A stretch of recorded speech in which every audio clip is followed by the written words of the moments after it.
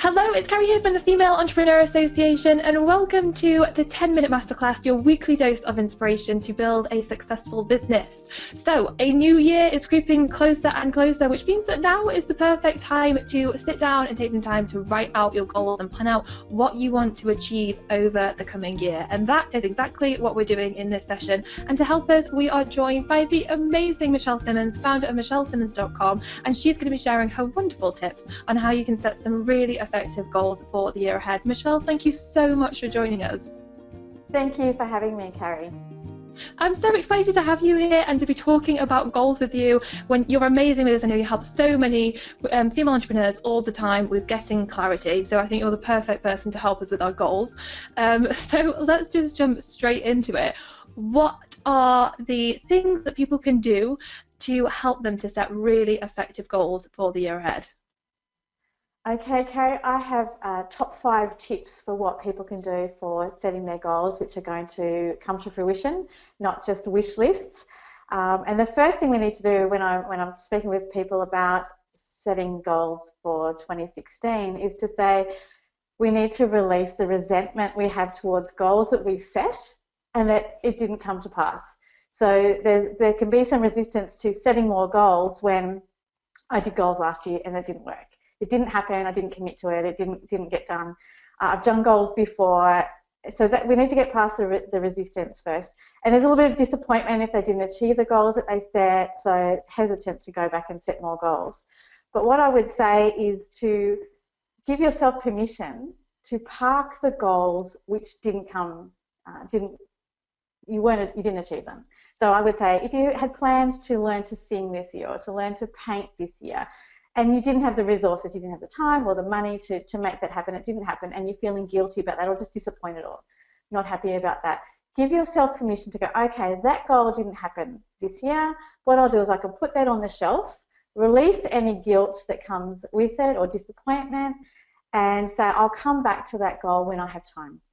So just park your goals on the shelf that didn't happen and that you're pretty sure you're not going to have time for this year, because it just puts pressure on you. And when you give yourself permission to release the goals that didn't happen, oh, I didn't do that this year, instead of beating ourselves up for it, just go, you know what, I had other things to do, other things that life happened. So I'll put that on the shelf and I'll move on. And the release of the pressure is just, it just makes you feel so much lighter. So that would be the first goal. Release any resistance to setting goals, park your goals that didn't happen. My second tip is to make incremental goals. So you might have a big goal to save up to buy a home. So if you want to save $100,000 or $500,000 or pounds, whatever your goal is, make it an incremental goal, because you might open up your bank account and put in $20 or £20 and then think, oh, I've got so much further to go, I'll never get there, it feels overwhelming, it doesn't feel achievable, there's not the excitement there around that goal, so it's probably not going to happen. You'll probably lose interest after a couple of weeks and it just won't happen. So what you need to do, or what is very helpful, is to have incremental goals. So you might set a goal of, say, $10,000. Now the ultimate goal might be the 100 or the 500, but let's start with a $10,000 goal, which is far more doable. And then you can get excited about that. If that doesn't feel achievable, make it even smaller, make it $1,000. When you hit your goal of 1,000 or 10,000, time to do a happy dance. Celebrate the fact you reached that goal, review the goal, and set another goal that is achievable. And so you get momentum, and then you'll end up at your goal of 100 or 500, whatever you choose, without it being so much hard work. The other thing that I would say is we need a balance. So my third tip, this will be my third tip. We need to have a holistic, balanced life. We want to be these amazingly successful women in business, these amazingly successful entrepreneurs. But the trick is to have the holistic balance in all of our life goals. So with the balance, I would be looking to set goals in every area, not just get stuck on setting business goals or weight loss goals or those sorts of things. Have a holistic look at goals. So I would be setting goals around money, relationships, so your partnership, your family, your friendships, philanthropy, giving back, business goals as well, career goals, goals around having fun and enjoyment, goals around personal development, spirituality, goals around travel. I would be setting goals all around these. So, and then you can go, add the pictures to your vision board, that sort of thing. And then I would be writing them in the form of an affirmation. So I would be saying something like, I'm so happy and grateful now. So we want the gratitude, we want the now. So happy and grateful now that I have achieved whatever your goal is. Say that's the $10,000. I have saved $10,000 by December 31st, 2016, and I feel so accomplished or amazing, or I feel so energized or proud, however you want to feel when you've achieved that goal. So we want to think it, write it, feel it. And when it comes to writing these goals, the reason it's so important to write them down is because when we have our goals, they're a thought. So we can't actually grab our thought. It's just a form of energy. What we want to do is change that. By writing down the goals, we're changing it into a physical form. So we're bringing our goals into reality. As we're writing them down, we are concentrating. We're normally reading them back to ourselves in our mind as we're writing our goal down, and we're actually thinking it through. Now, a super success tip would be to write them down as often as you can. If you can write them down monthly, weekly, daily, the goals will come to fruition far more quickly. So it's really, really important to write them down, and regularly. So not just write them down and stick them on the wall and be a lovely piece of paper that you ignore as you walk past each day. You want to actually take them up and write them down as often as you can. Depends on how much you really want to achieve this. The more you write down your goals, the more quickly you're going to achieve them, the more likely you are that you're going to achieve them as well. That's my third tip. My fourth tip is to reward yourself substantially when you achieve your goal. If you've really put the hard work in. So you might have, say, the goal of $500,000 you want to save up for a house, and you've hit your $20,000 mark. When you get to that mark, you're going to want to really reward yourself because you've got to keep the momentum going. So you might look at, because you're going to want to spend something. I've saved all this money. You might want to then go and spend some money on buying some couches, because it's a reward you can see. Every time you sit on those couches, you're going to feel successful. I've saved up, this was a reward, these are my reward. The feeling, the energy that comes just every time you sit on that lounge. And the reason, or couch, the reason it's going to also be a great motivator of choosing the right reward, why it's so important, is that when you finally get your house, you move these couches into your new house and you sit on them and think, I made this happen. You can tell your children, these are the couches that I say, this was the reward, and then you can move them in. So to find a really motivating reward, if it's a smaller goal, you might want to go with a pedicure or something like that. But if it's a big goal and it's a long time and it's a hard slog, you want to make a reward that's really enticing and that gets you really excited about it. You have to wake up and think, I'm going to work today to do this because this is what I want and I really want it. I really feel that. So that would be really put a lot of thought into the rewards that you give yourself for achieving your goals. That's really important to keep the motivation up, because that's what you need. Because usually it's like setting New Year's goals. For the first few weeks, everyone's all motivated, and then it dies off. So this is how you stay motivated for the whole of 2016.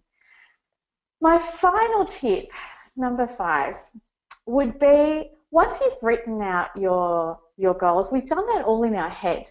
It's all a mental energy. We've written, this is what I want to happen. But what we want to do is drop down into our heart area, and we want to see what it feels like. Is this really what I want in 2016? Is this really, how does this goal feel when I'm doing it? Is this something that I want to do?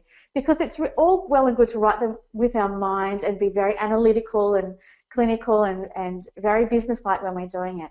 But we want to actually also drop down into our heart center and say, actually, does this align with my values?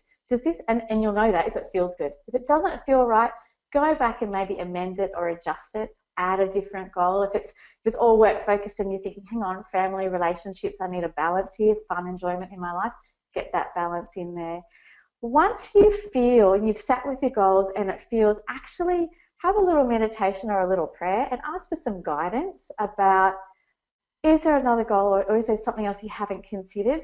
For many of you who are working with your intuition all the time, I will close my eyes and I might see the number that I should have it as a goal, or I might see the book I need to read, or see. So use your intuition about who you need to work with, or what the next step is for you in your life and your business. Use your intuition when you are setting these goals so that it's far more aligned with where your soul needs to be.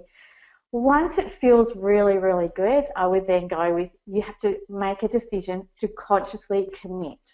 So we've all written goals and said, that's lovely, wouldn't it be great if that happened? What the difference to one of the choices that you need to make it really happen is you have to commit to it. You have to look at it and say, okay, that's it. I'm going to make this happen. No matter what happens, I'm going to make this goal happen. It has to be a really strong commitment that you will get out of bed for every day. You'll write down your affirmations and move forward from there. So I would also then, as you're writing them, visualizing it happen, feel that it's already happened. So when you're writing them out, I'm so happy and grateful now that I've saved $20,000 for my house deposit by so-and-so, and I feel so amazing. See yourself, feel it, close your eyes, see yourself holding the bank statement, celebrating, showing your partner, showing your friends, whatever you want to do to celebrate with it. Visualize that you've already achieved the goal. So you've already got that energy around you to keep that motivation up. And then to really make it happen, you need to schedule it. It needs to go in the diary. Put it in the diary. I'm going to open a bank account this day. Every first of the month I'm going to deposit, or every Monday I'm going to deposit into that account. So make it a plan, schedule it so it's going to actually come to fruition. So they're my 5 top tips. And I would just say it's very, very helpful, I found personally, if you include it in a morning routine. So if you can include this goal setting tips in a morning routine where you wake up, gratitude prayer for a few minutes, reading your goals, writing your goals preferably, but we all have mornings where we have to jump out of bed, so if you just at least read them, have them next to your bed, read them. If you can't, if you're really committed, write them down. Do some stretching or some exercises, drink your glasses of water, all the good things that have you in great energy, so you set great intention for that day, and then you'll have a great week, and then you'll have a great month, and then a great year. So combine the 5 tips for goal setting and combine it with a fabulous morning routine that's got great self-care in it, and 2016 will then be your best year yet. Michelle, thank you so much for coming to share those amazing tips. I absolutely love them, and I can attest to the fact that they actually work, because obviously earlier on this year when we worked together, I was doing my launch for the members club, and you helped me to get really clear on the goal I wanted to reach. And I remember it was 1,200 members, and I remember specifically sat down with you, or virtually through Skype, writing out the affirmation, and then in my diary every day, every evening, I would write out the goal of what I wanted to reach, and then literally closed the launch on 1,200 members, pretty much exactly, just over, and I think it was 1,200 plus was my goal that I wrote down. And it was just insane. It just goes to show how much, when you follow the steps that you just shared, how many incredible things you can actually make happen and materialize into your life. It's just so powerful, and I'm so thankful that you've come to share them with us all. So thank you very much. My pleasure. Thank you for having me, Carrie. I also hope that you have all enjoyed this as much as I have, and I have a challenge for you to take some time and to give yourself some space to really think about what you want to make happen over the next year, to really get connected with your goals, make sure you're setting the right goals for yourself, and then follow Michelle's advice and write down your affirmations on a daily basis, get really connected with them, and then schedule it all so that you actually take action and make it happen, and then you will see such an amazing impact. So I hope you're all feeling inspired and fired up right now. Make sure you leave a comment and let us know you are. Just even say, yes, I'm going to go and set my goals right now is enough, just to get some accountability and take some action on it right now. So get involved in that. And I will see you next week for another 10-minute masterclass. Thank you you so much for taking the time to watch one of our videos. I really hope that you enjoyed it. I've got something really exciting that I would love to send your way. We have created the Make It Happen guided visualization for you to listen to every single day for the next 30 days to help you to condition yourself to make incredible things happen. And along with that, we have the Make It Happen workbook to help you to get really clear on your goals, to get so much focus and clarity, to make a plan of action so you know what you need to do and when you need to do it. So if you would love us to send them your way, then all you need to do is subscribe to the email list below and they will be on their way to you. So definitely do that and come and join an incredible group of women who are so passionate and determined to achieve amazing things and build successful businesses. And I will see you next week for another 10-minute masterclass.